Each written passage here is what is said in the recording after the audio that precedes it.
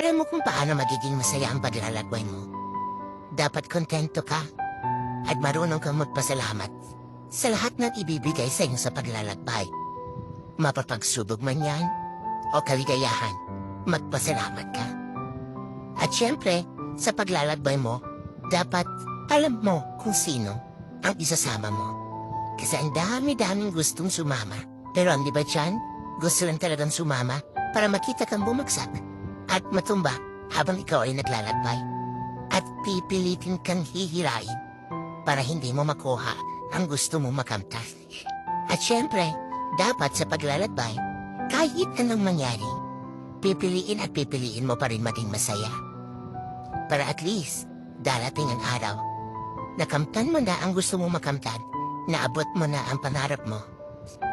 Masaya ka at hindi ka magsisisi. Dahil sa proseso pala ng paglalakbay, pinili mo lang na maging masaya.